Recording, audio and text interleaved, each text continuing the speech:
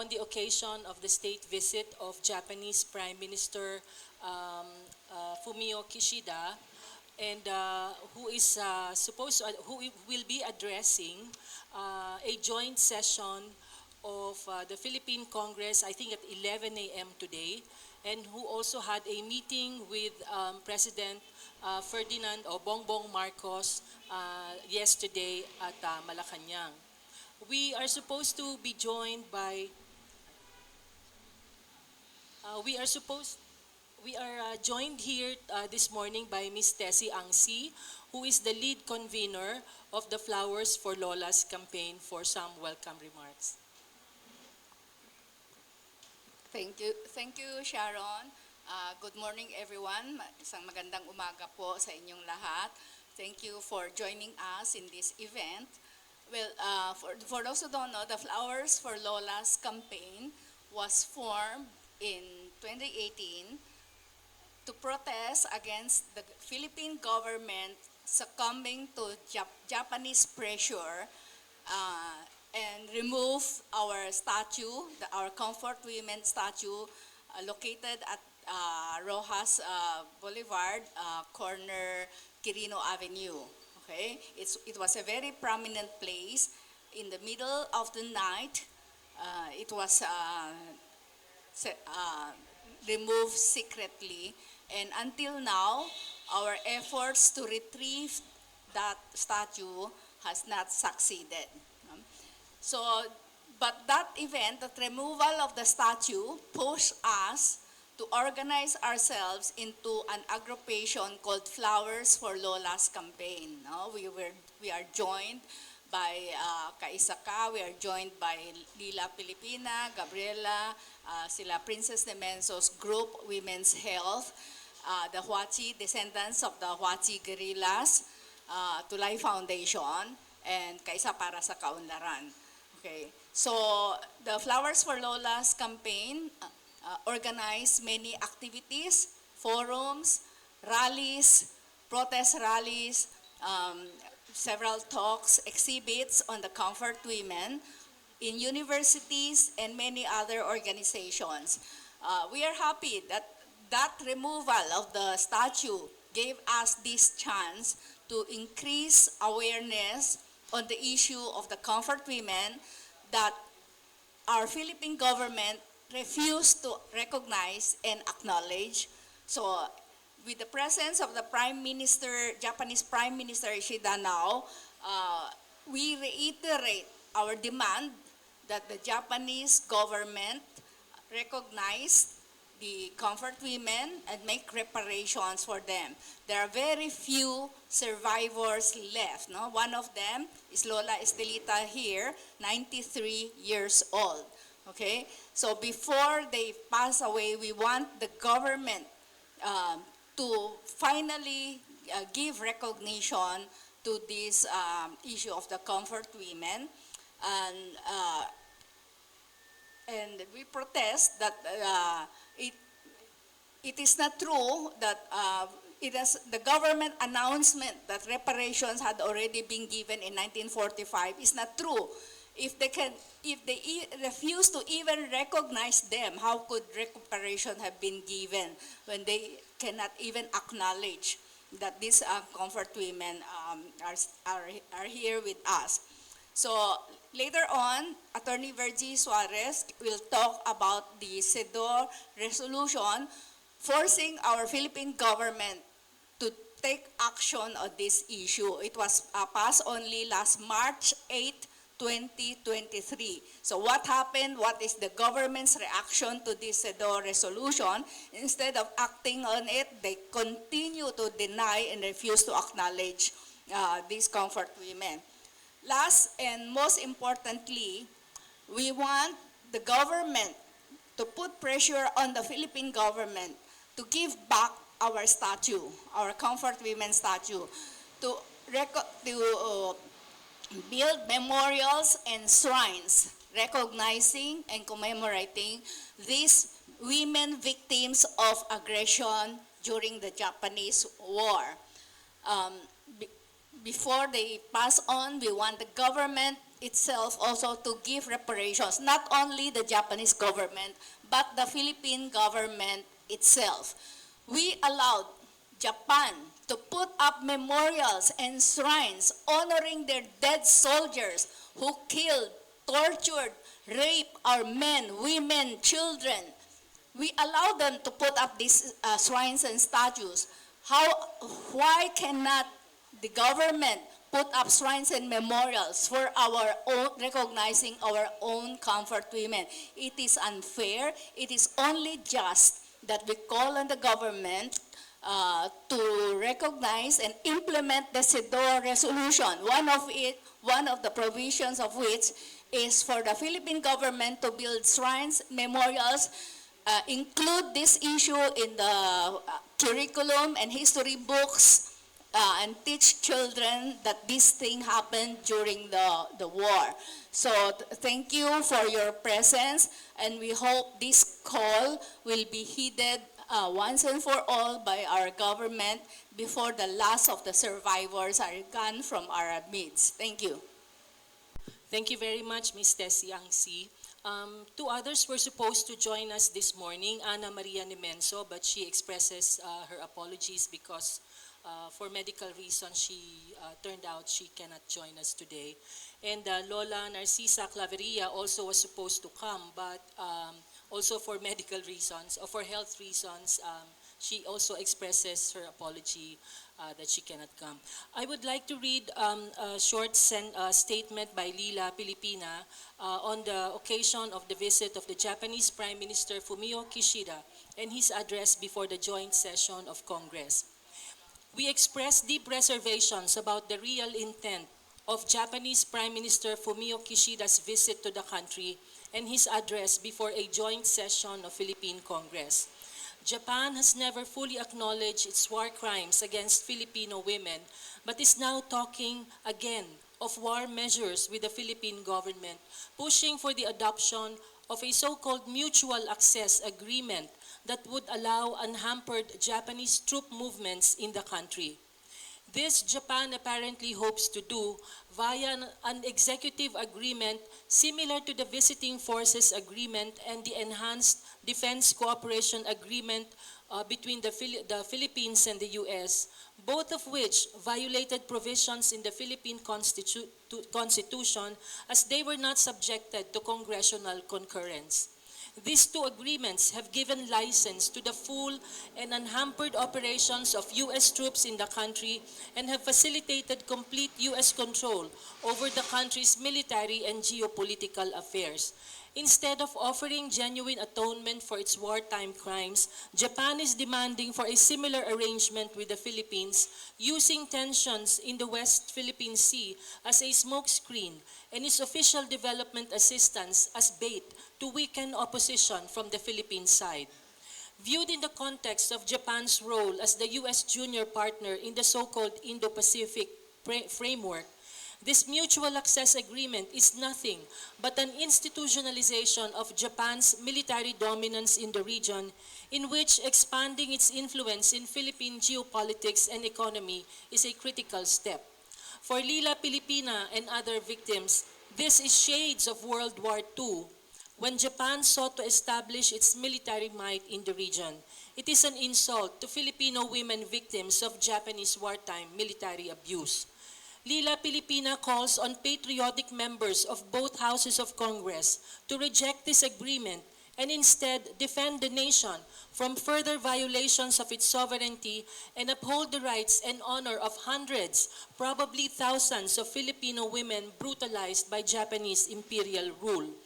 This mutual access agreement not only drags the country further into the theater of global conflict, fueled by U.S. warmongering and war profiteering, particularly now during the Middle East crisis, where the U.S. supplies the weaponry with which Israel is conducting genocide of the Palestinian peoples.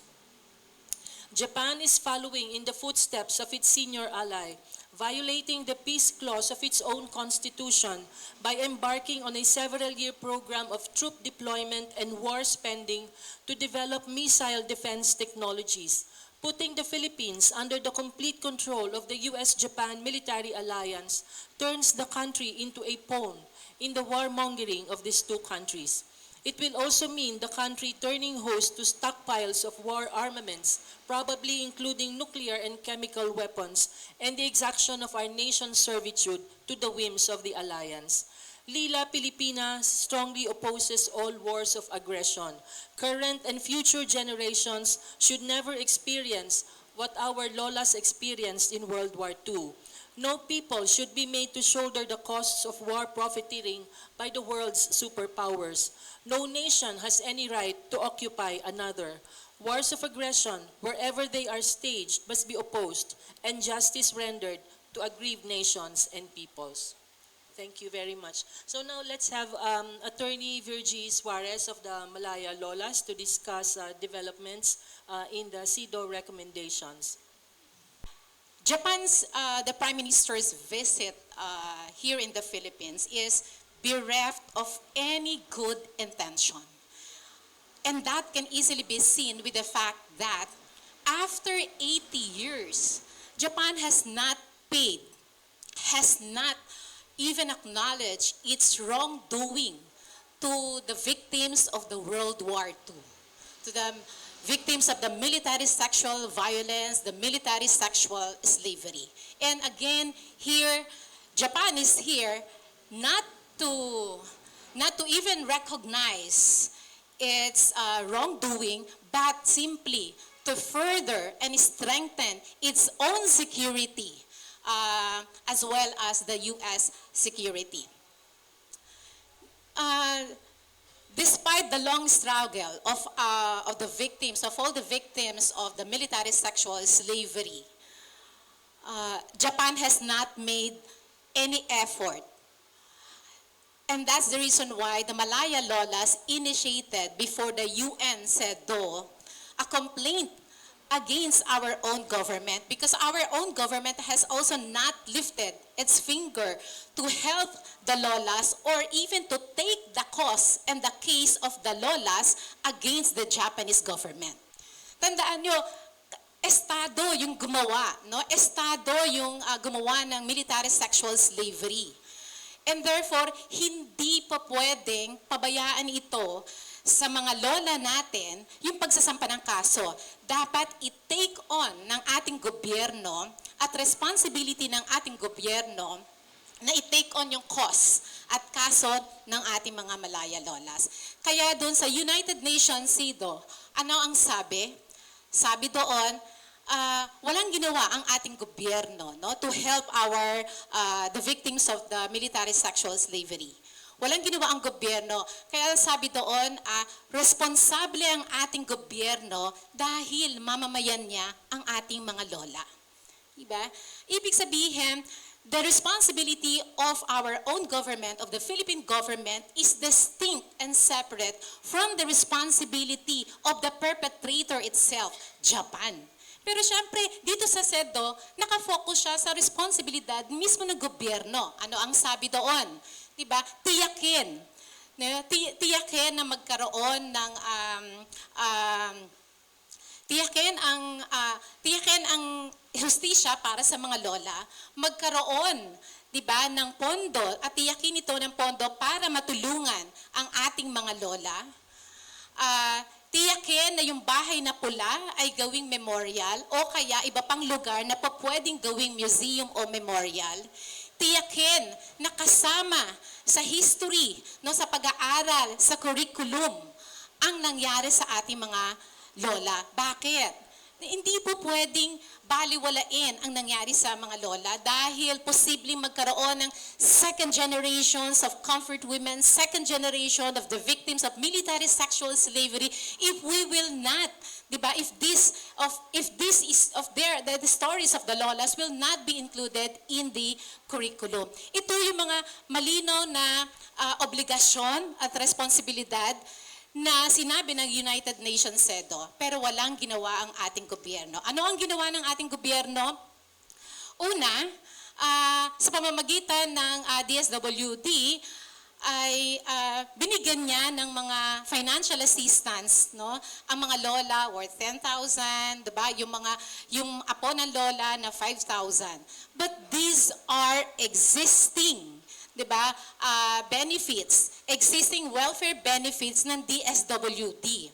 This has nothing to do with the UN CEDAW. This has nothing to do with the recognition of the UN that our lolas are victims and therefore kailangan magkaroon ng fund para sa mga lola dahil sila ay victims of the World War II. Gumawa ng report, no? Required ang maraming bansa na gumawa ng report, no, sa United Nations CEDAW. Nitong October 9, nagsubmit ang Pilipinas ng report. Nakakalungkot dahil dun sa report nila, practically hindi nire-recognize, no, ng gobyerno yung kanilang responsibilidad. No? Yung tulong na ibinigay nila, again, hindi yun kasama doon. Hindi yun, no? Hindi yun compliance doon sa UN CEDAW. In fact, nandoon na naman, no, sa 80 years ng tuloy-tuloy, walang yung napagbabato, no, paglilipat ng responsibilidad dito sa Japan, no, at pagsasabi na bayad na yung Japan dun sa tinatawag na Reparation Treaty. Remember, the Reparation Treaty has nothing to do with our lolas, with the rape of our lolas. The Reparation Treaty has something to do only with the structural damage, to repair the structural damage. Wasak na wasak ang Manila, kaya nagkaroon ng Reparation Treaty. And indeed, hindi pa pwede talagang isama, di ba, ang mga lolas because at that time, hindi pa nga lumilitaw ang mga lolas. Hindi pa alam ng mundo na meron silang karumal-dumal, no, na krimen na ginawa noong panahon ng World War II. Kaya sinisingil natin ang ating sariling gobyerno, pero sinisingil din natin siyempre the perpetrator of the crimes of rape, of the military sexual slavery. Diba? Ito yung Japan. Ang lakas naman ng loob ng Japan, diba, to even visit the Philippines and offer non-lethal equipments sa Pilipinas, samantalang hindi nga niya nire-recognize yung krimen na ginawa niya. Ibig sabihin, nandito ang Japan only, diba, para tiyakin yung kanyang seguridad, no? Dahil ang daming gerang nangyayari ngayon at yung kapartner niya na US, di ba? Yun yung nangunguna sa napakaraming gera sa Ukraine, gera sa Israel. Every day we see children being killed. We see women being killed. This is almost similar to the World War II Japanese occupation. Halos walang pinagkaiba. No, ito nga buong this is sa Palestine ang ginagawa nga ay genocide.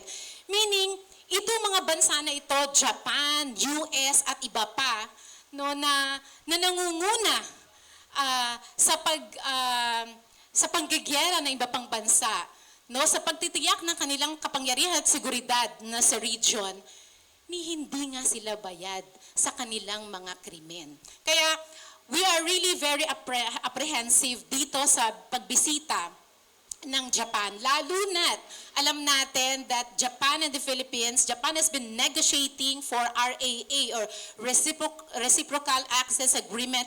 This is similar to Visiting Forces Agreement. At alam natin that the VFA is simply to protect the US soldiers. Kaya ang ibig sabihin, the Reciprocal Access Agreement is simply to protect the Japanese soldiers. Diba? The Japanese state who has not even paid, who has not even acknowledged, who has not even recognized its crime during the World War II, even has the temerity now, diba, to promote war with the US. Thank you. Lola Estelita D. Of Lila Pilipina with us this morning. Despite being of advanced age, she's already 93 years old. She has never given up on the fight and still continues to be with us and to oppose wars wherever it happens. She's still she's still quite active, in listening to the news. So, medyo updated siya. Sige, so, Lola? Good morning. Magandang umaga sa atin lahat, lalo na kay Doctor. Hindi ko makakalimutan. 30 taon na ngayon nakakaraan, wala pa kaming hostisya. Dito na naman ngayon si Fumio Crescida para makipag-ano sa ating presidente. Hindi pa nga sila nakabayad ng kanilang napinsala dito sa Pilipinas. Ito, balik na naman sila. Makikiusap naman kay presidente na payagan sila na mag-exercise dito sa atin sa Pilipinas ang kaniyang mga sundalo. Nakakalungkot na hindi pa nila nasasagutan ang kanilang mga napinsala at hindi na pa sila nakasagot sa comfort woman dito sa Pilipinas. Sana matauhan naman ang ating presidente na isingit sa kanilang pagdayalog ng ni Fumio Crescida. Iyan na lang. So, just a rough translation of what she said. Maybe you can help me. It is sad that 30 years after we started the campaign for justice, there's no justice yet for comfort women. And Japan and the Japanese Prime Minister even has the temerity to come to the Philippines to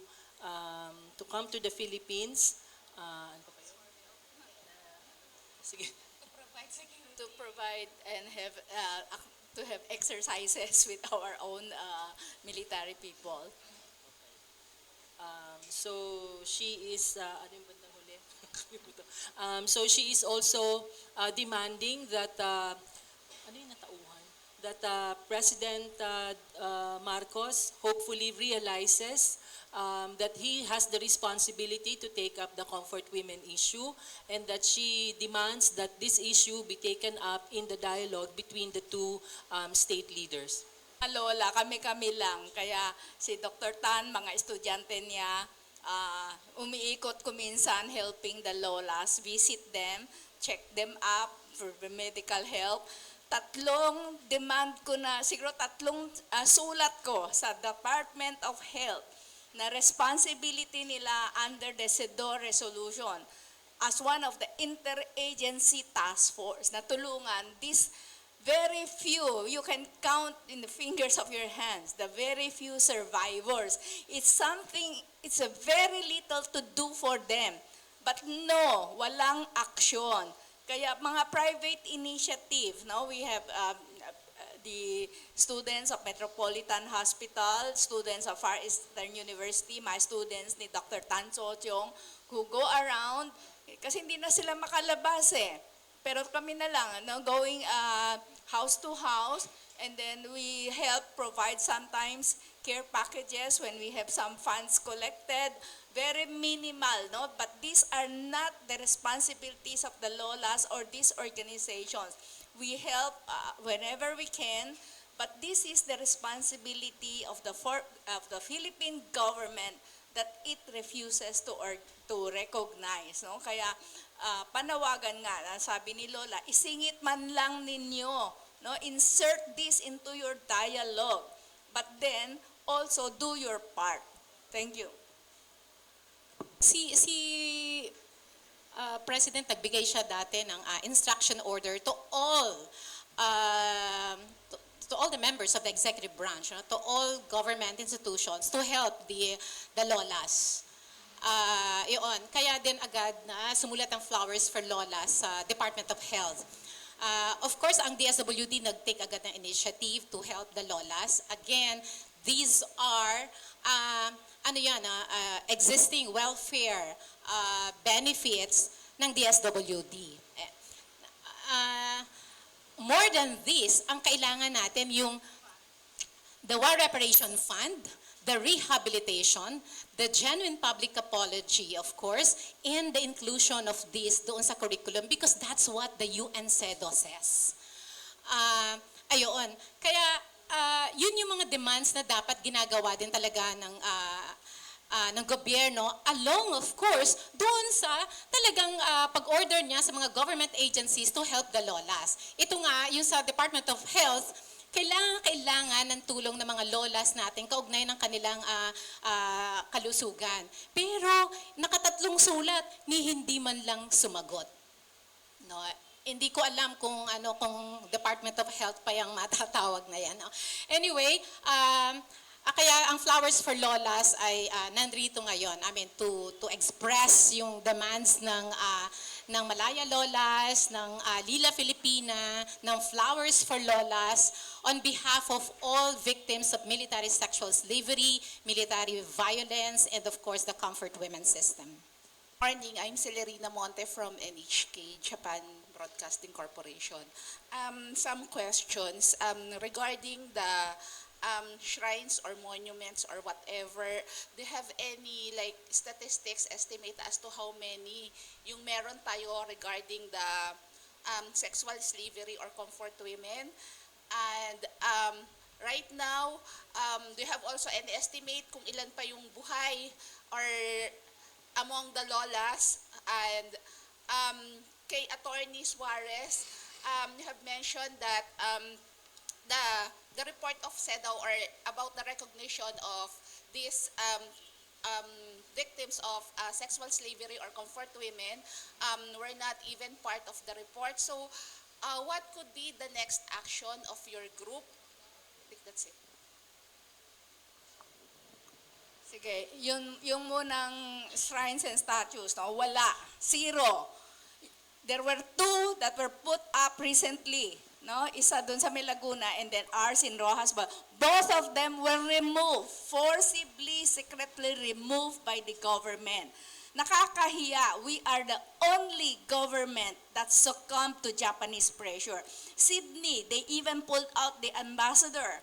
San Francisco, they also pulled up, but none of them succumbed to Japanese pressure. We are the only government who kowtowed and bowed before the Japanese pressure and removed the Comfort Women statue. And remember, in Pampanga, they have a shrine for kamikaze soldiers who strafed and bombed civilians and killed civilians. They have a shrine to honor these kamikaze soldiers. Nakakahiya talaga. And even sa Kaliraya, the former Japanese minister also went there to honor their war dead, no? But they refused to honor our own comfort women and recognize the crimes that they committed. Yung sa CEDAW, no, the Central Law, of course, as well as the Flowers for Lolas are we already made initial comments, and we are actually finalizing our comment to the report made by the government. No? Of course, there are so many NGOs who have also made a report to the CEDAW, and several of these NGOs have actually included the issue of the Malaya Lolas. But considering the reports made by the Philippine government, we will be submitting a comment or a counter position to the report made by the government. That it is not actually in compliance with the CEDAW or the UN CEDAW resolution. Yeah, we thank the Commission on Human Rights for taking the initiative to form the Interagency Task Force. It has failed. Hindi pa nangyari. Hindi na nangyari. We were supposed to meet have the first meeting of the Interagency Task Force, but none of them are supposedly available. So we have not. It is a part of the CEDAW resolution to have the Interagency Task Force. So this is also our chance to ask public opinion, public pressure from the media to immediately form that interagency task force so that we can formalize the fund, the reparation fund for the comfort women, no? Not just the token funds being given by the DSWD. Salamat. Ay, kanina hindi nasagot yung tanong kung ilan na lang ang ating mga lolas. Ang Malaya Lolas, when the case was filed before the United Nations CEDAW, 24 sila. No? Pero ngayon, nung lumabas yung CEDAW resolution, 20 sila. Pero last month, namatayan ulit tayo ng isang miyembro ng Malaya Lolas, kaya 19 na lang. Ang Lila Filipina has 9 ba? 9 lolas, no? Kaya practically we have 19 plus 9, di ba? Meron tayong 38 na lolas. Second sa buong mundo na merong pinakamaraming survivors, no? Na mga lolas. Ang number 1 is Indonesia, sa Japan, sa Taiwan, parang isa na lang yata or talagang marami lahat namatay na. Talaga anong ibig sabihin, no? Namamatay na yung ating mga lolas, no? They deserve justice. Some of the victims were as young as 12 years old. That's why many of the survivors are those who were 12 and 13, no, when this happened. O 80 years, I should mention that this is November, no? November 23 is the siege of Mapanike. November 23 is the day when 1943, when the Mapanike was attacked by the Japan. Talagang karumal-dumal because Mapanike is the seat of Ukbalahap, di ba? Of the resistance movement. That's why targeted talaga ng Japan itong Mapanike. But then pagdating nila doon, lahat ng members ng Hukbalahap wala na doon. Ang natira ay mga kalalakihan ng mga civilian. All these men were killed. Yung isa, pinutulan ng ari, isinubo sa bibig mismo ng lalaki. Yung isa, binalatan ng buhay. And all of them, anong ginawa? They were killed at gunpoint at sama-sama silang sinunog. All these were made in front of the girls of Mapanike, who at that time were aged 9 to 13 to 14. And that is, di ba, that is violence. Pero hindi nasapatan doon because these girls ay dinala, no, sa bahay na pula at doon marami sa kanila ay pinagsamantalahan.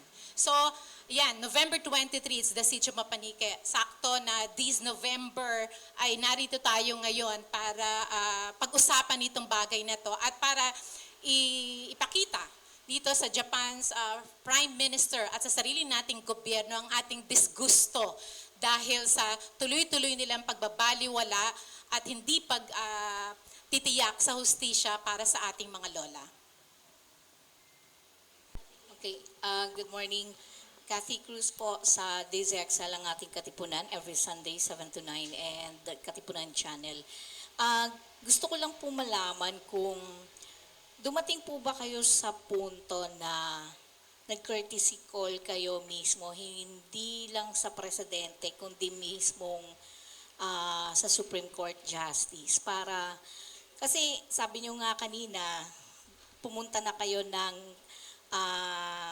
sa Commission on Human Rights. Walang nangyari. Dun sa sana ay Interagency Task Force. So, kung walang mangyari sa executive, baka naman sa judiciary, magkaroon kayo ng considering na may decision naman o utos ang United Nations CEDAW? Nako. The Supreme Court, it is actually the Supreme Court in 2012 when the Supreme Court dismissed the case of the Malaya Lolas. Anong kaso yon? It's the writ of mandamus. Simpleng kaso yon sa Supreme Court para pilitin, no? Orderan ng Supreme Court ang Executive Department, ang Philippine Government para dalhin, no, bitbitin, ipaglaban ang kaso ng mga Malaya Lolas, no? 2004 it was filed, 'di ba? 8 years tumagal sa Supreme Court. Pagkatapos ang sasabihin lang ng Supreme Court ay nakakaawa naman talaga ang ating mga lola, pero wala kaming magagawa. Dahil ang pakikipaglaban para sa mga lola is a political issue that only the government can decide and that it is beyond the jurisdiction of the Supreme Court. We have no intention of going to the Supreme Court. Precisely, the reason why we went out of the United Nations, so we went out of our country because all the legal remedies here ay nagawa na pero walang nangyari. Kasi hindi ka makakapunta sa United Nations o makakalabas ng bansa kapag hindi mo inavail ang mga legal remedies dito. Tapos na dito. Ang maliwanag, meron na uling desisyon ang United Nations SEDO, di ba? Para sa ating sariling gobyerno. Pero hanggang ngayon, wala pa ring ginagawa. Kanina meron tanong, ano na ba ang mga natanggap ng mga lolas natin, no? Again, tulong mula sa DSWD, which is not again in compliance with the SEDO resolution. Hindi po pag-aksyon ng gobyerno ng Pilipinas sa utos ng UN SEDO. Ano po ang kaparusahan o kung meron man? At sino ba ang magpapataw United Nations? Please clarify. Yung, okay, sige. Yung CEDAW is an expert committee, ang isang treaty monitoring body, ano? So it can remind, it can advocate, but it cannot enforce. Unlike the UN Security Council, which is a body within the UN na enforceable ang kanyang mga resolutions. So what the other bodies like CEDAW and other bodies of the United Nations can do is to clarify universal standards of international law and of human rights and urge states to abide by its recommendations. Pero yun na yun, unfortunately yun na yun. It's a big thing din naman in the sense that the world, the world's attention gets to be focused on issues that are being taken up by the United Nations. But in the end, it really all boils down to the political will of the executive department. And that is really the problem with the executive department of the Philippine government, no? Japan remains as the number one, the biggest creditor country, no, to the Philippines. And in fact, right now, in the meeting yesterday between President Marcos and Prime Minister Kishida, I think one of the issues that were taken up was yung Japanese official development assistance dun sa mga big railroad projects that the Marcos government is doing. And we all know how big development projects or foreign assisted projects are also big sources of graft and corruption for high government officials in the country. So this is a very, very extremely actually favorable arrangement between the Japanese government, which by the way is also trying to use its official development assistance as a, a tool to soften its military demands on the Philippine government. So it's a very, very extremely favorable arrangement for the two governments, for the Japanese and the Philippine government officials. But we do pin our hopes on the Philippine Congress. Medyo mas mas diverse ang Philippine Congress natin.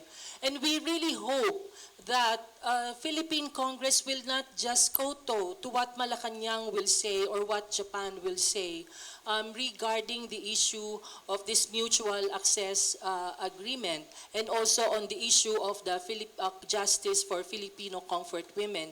In fact, a few weeks back, as part of the lobbying campaign for the national budget, we also submitted letters to several congressmen urging them to take up the matter of the reparations fund for Filipino comfort women in the 2024 national budget.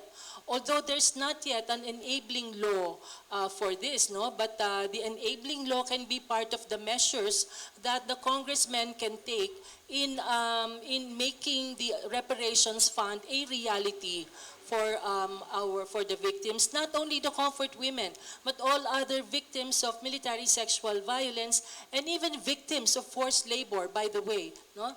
Napakarami ring mga Pilipino noong World War II if, for your information, people like Dolphy, for instance, yung kilalang komedyante, no? He was also a victim of forced labor by the Japanese Imperial Army. So napakaraming mga ganyang kaso pero hindi pa masyadong na-articulate. So yung ganong demand natin, kung magsisimula na maitayo yung isang reparations fund for the victims of military sexual violence, all other victims of Japanese imperial rule in World War II, can also take lessons from that initial effort. So it's very, very important that we reiterate the calls for justice for Filipino comfort women, especially at this time when Japan and the US are trying to consolidate the security triad that they are forming with the Philippine government. But being the weakest nation in that triad, we will become just a pawn. This mutual access agreement will not be a mutual thing. It will only be a license for the unhampered movement of Japanese troops in the country, but that privilege will never be given to Filipino soldiers. So it is a matter of patriotism, it's a matter of the defense of our sovereignty, it is a matter of defending the honor and dignity of our nation, our people, especially our comfort women, that we do not agree to having this mutual access arrangement or agreement with Japan, and that we end all forms of foreign military domination and control over the country. Ibibigay ng Japan ngayon ng mga non-lethal equipments, no? This is really a prelude or in pursuance of the reciprocal access agreement na gustong buuin ng Japan at ng Philippines, no? There has to be a law, no? The United Nations CEDAW is a resolution.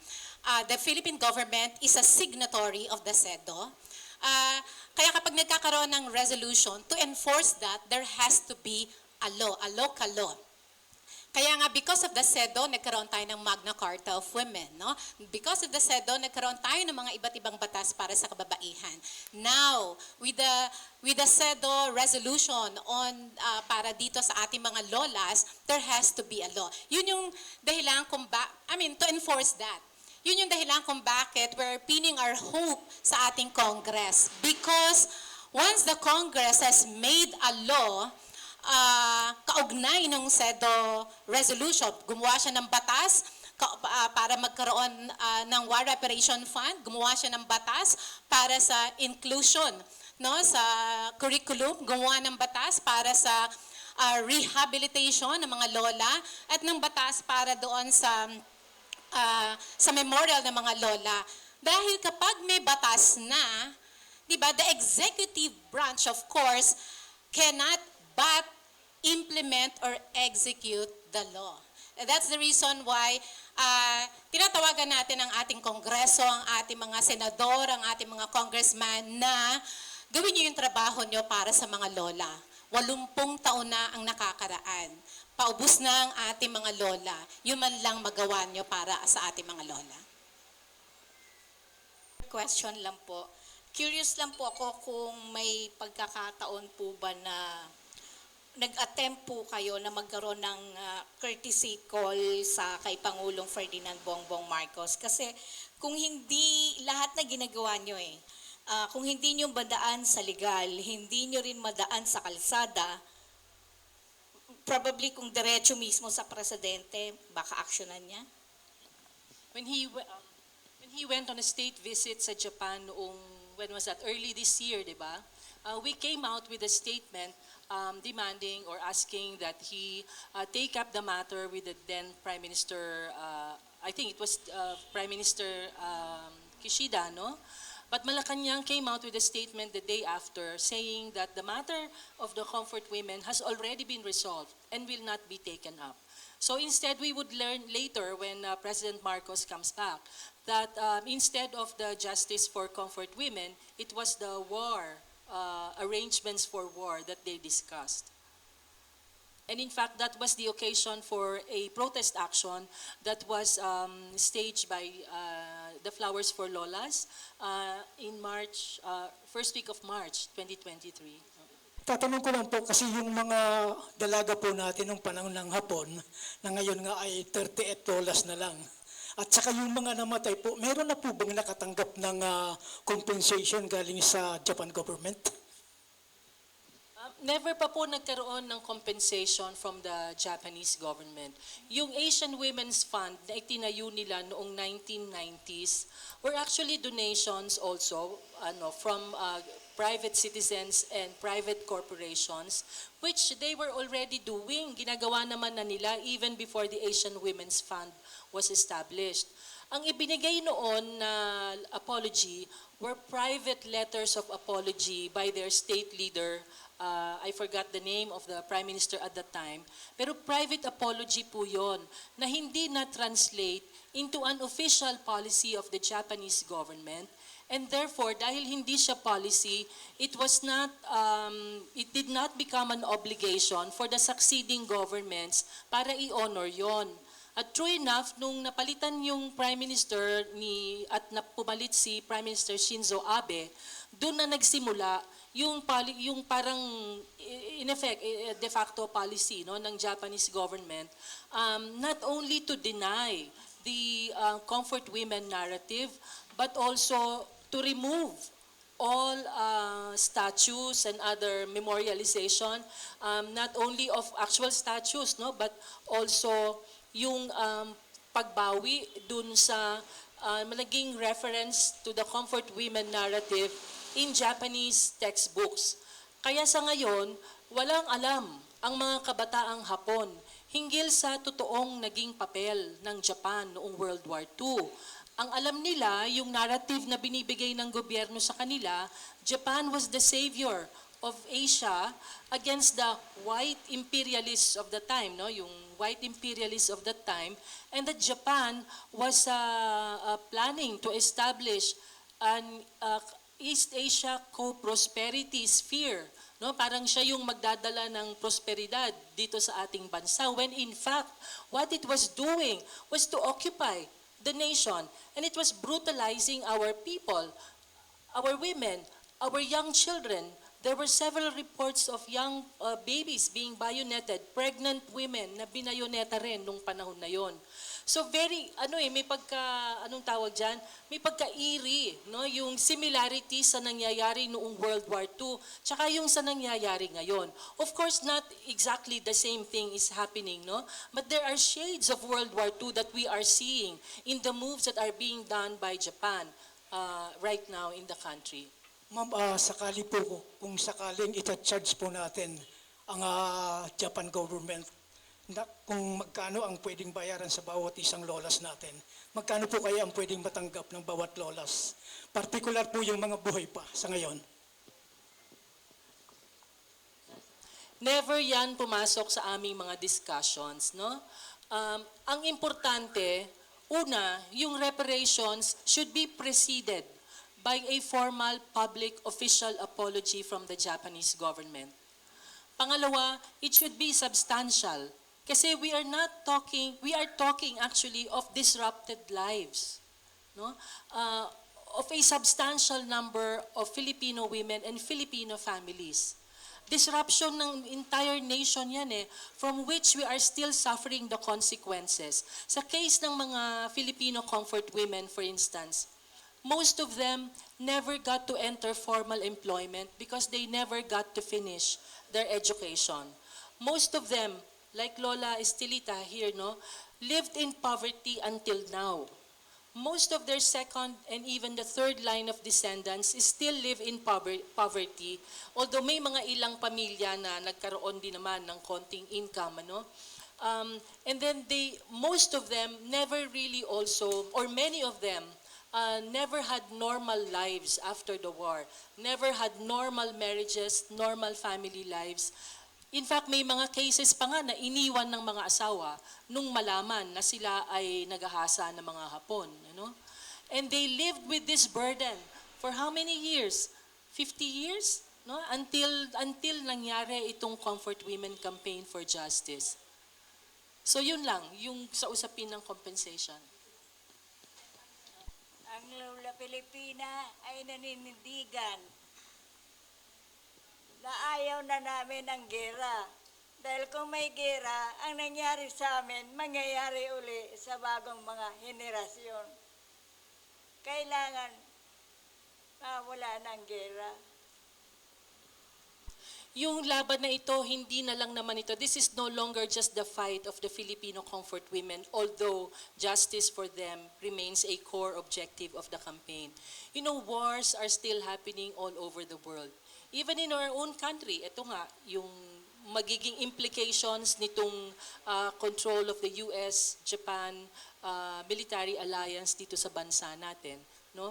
Very important that and even sila Lola would say, no, si Lola Estelita would often tell us, I do not expect justice in my lifetime. Sabi niya. Pero, sabi niya, what is important to me is that young people do not experience what we experienced. No, wag mangyari sa mga kabataan ngayon at kabataan ng susunod na salinlahi yung mga naranasan nila.